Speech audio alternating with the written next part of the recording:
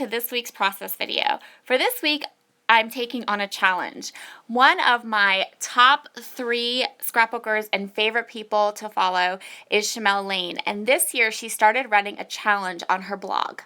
This week's challenge is to take your favorite color and create a monochromatic layout around your favorite color. My very favorite color is teal, whether that is toward the green turquoise end of it or the blue tones, however it goes, any shades of teal, they are my favorite, and you'll find them a lot in the scrapbooking supplies that I use. So what I did was I went around and looked around my scrapbook table and my area. I looked at the collections that I have sitting right by my scrapbook desk that I'm trying to use up, and I pulled out a whole bunch of supplies that have teals in them. And I'm going to go ahead and use these collection of supplies on my layout. This is the photo we're going to use. It is a photo of my youngest son this winter, and it was just this cute, candid snapshot I got of him, and that's the photo I chose. I know the design I want to use for this layout. It's a layout design that I use a lot. It's kind of my go-to, one of my go-to designs. So to begin with, I'm going to start by matting my photo, and I start by trying to give it a 5" by 5" mat, and I decided it's a little too big, so I go with 4.5" by 4.5". This particular layout design does require just a little bit of math, so you want to always start by grabbing your photo and matting it and getting an idea of the sizes you'll want to use, and you'll see why as we go along.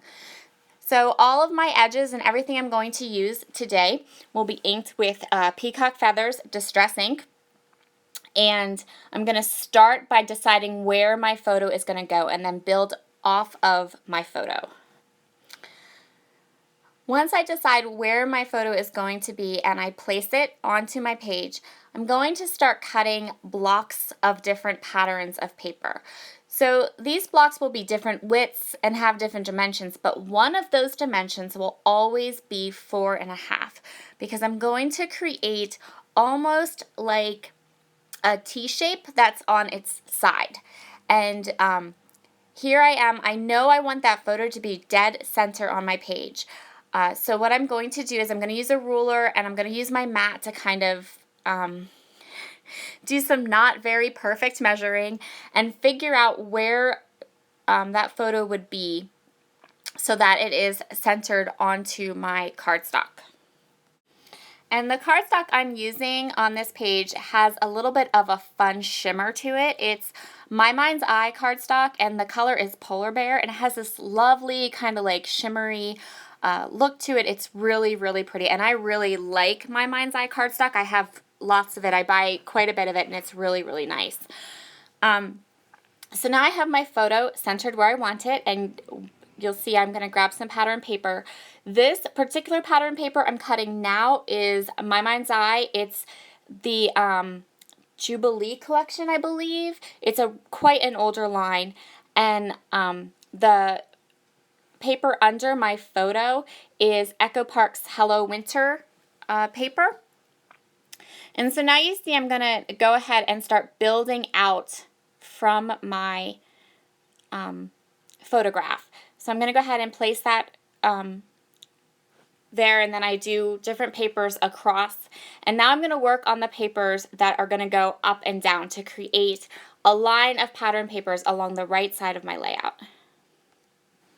This piece of paper I'm cutting now is from Webster's Pages. It's from the line Our Travels.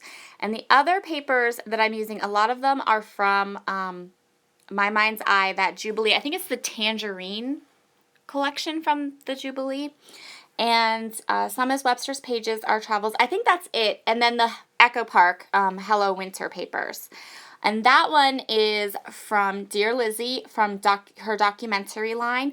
Like I said, this is really a mishmash of all different lines and all different collections because I was looking for those colors. I was looking for all the different shades of teal that I could find to go ahead and use on this layout. So now I have all of those papers. That diagonal stripe one is from Crepe Paper. It's from the Craft Market collection. and the other one at the top is My Mind's Eye paper. And so now I have my basic layout design, and I've gone ahead and drawn some lines for journaling. And I'm gonna do my journaling, and my journaling's not gonna stay, but you'll see that in a little bit. So I decided that I want to use this Happy wood veneer piece, and I'm going to use my Distress crayons and color it in. The Distress crayon that I used is Peacock Feathers, and then I'm going to go ahead over it with some water to smooth that color out. And I'm going to play with this a little bit because I want you to be able to tell that it's wood, but I also want it to be pretty heavily colored. And these Distress crayons, I'm still experimenting with them, and I experiment a little bit more with them on this layout as well. But so far, I have been absolutely loving them, and I've been using them every chance I get, and I got all 3 packs, so I have lots of colors that I can play with and work with. So I go ahead and I water this down really good, and then I dab it with paper towels, and then I kind of put more of the Distress crayon on it, different spots, and I keep trying to just see, like, I put the paper towel in there, and I felt like it took too much of the color away, so then I colored it back in. But I also didn't want to make the wood veneer too damp or wet. So now I'm going to go ahead and play more with my Distress crayons and a stencil. So you don't have to use water with Distress crayons, and I thought it would be really fun to see how it worked if you just colored in a stencil. And I knew that the Distress crayons without water, they look kind of sketchy or like a crayon. And with this being a layout about my son, and it's a really kind of playful, fun layout, I thought that it would just be really fun to have the stencil and let the play with the Distress crayon through the stencil without having any water. And it worked out really well. I had to go over this little section twice just to make sure. But if you like that kind of messy, artsy, really really fun, playful, messy look, then this would be a technique for you because it really did work well.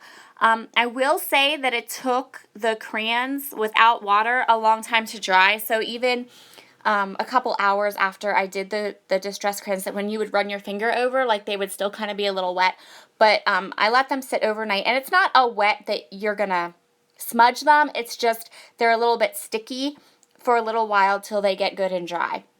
But they did dry really well, and now you can put them through stencils.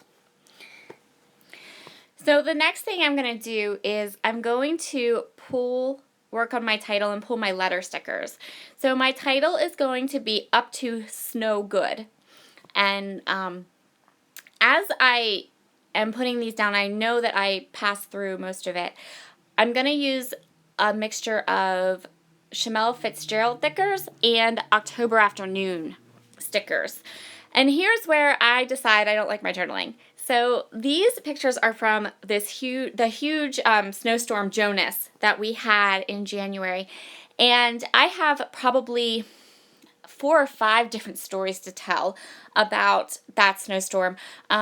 My older son and husband got stranded and snowed in somewhere else, and there was lots of different stories. And so the one I wrote down there, while it is a story and I'm going to tell it, I think I have a better picture to go with it. So I decided to change my story and change my journaling, and all I did was grab that paper, cut a piece to size, and just covered right over the original journaling, and then there's the new journaling. So now I'm going to spend some time doing embellishing and putting on the last little bits of my page. And I'm going to start by laying down 2 little label or title stickers or phrase stickers from the Shimelle True Stories collection. The one on the bottom there says, the story goes something like this, and the top one says, don't forget this. This Friends title is from Fancy Plants, and I don't end up using it. And then this laugh is also from the Fancy Pants Happy Place collection.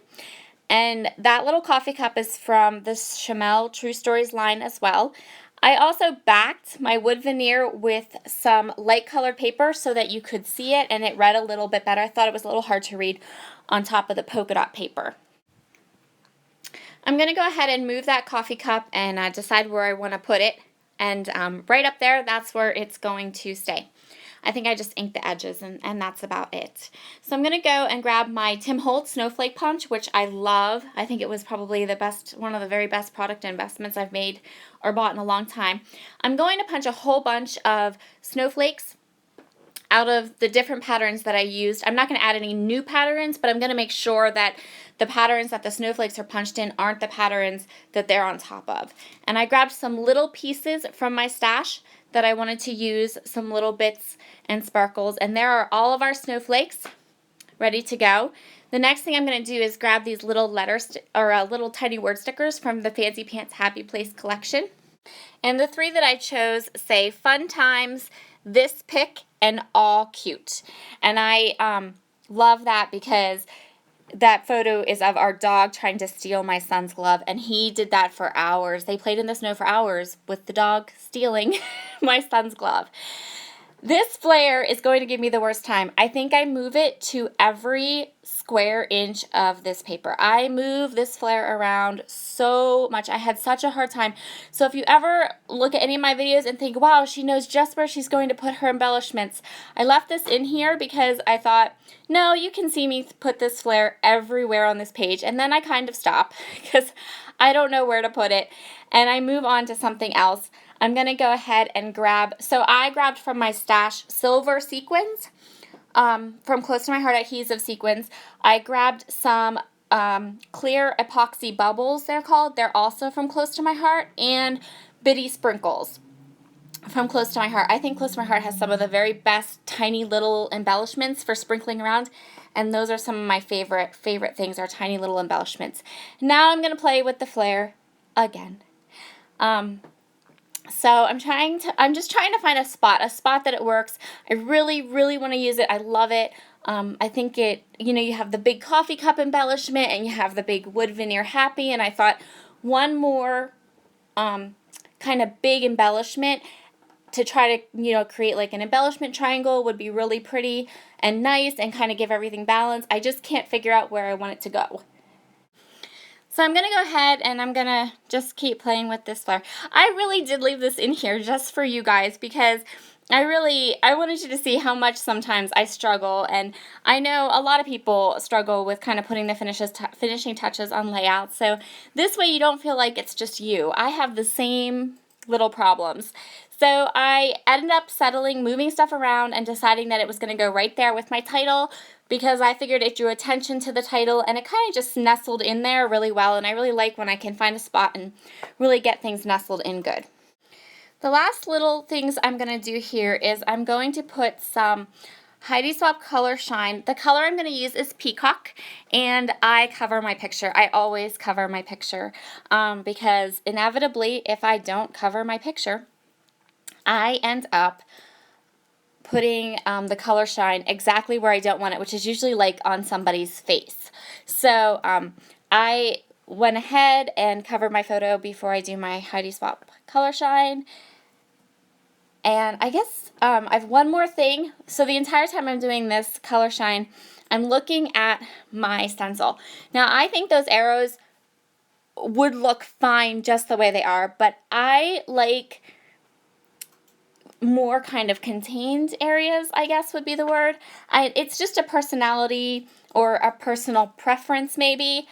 So I went ahead and I made sure that they were dry enough that they weren't going to smear. And they never really did smear, but I outlined all of those chevrons with black pen just to give them more definition, or so you could really see them and outline them.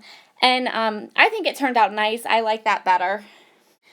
But I do think that they would look completely fine and adorable without them being outlined in black. It was just something I personally wanted to do. So I hope you have enjoyed this video today.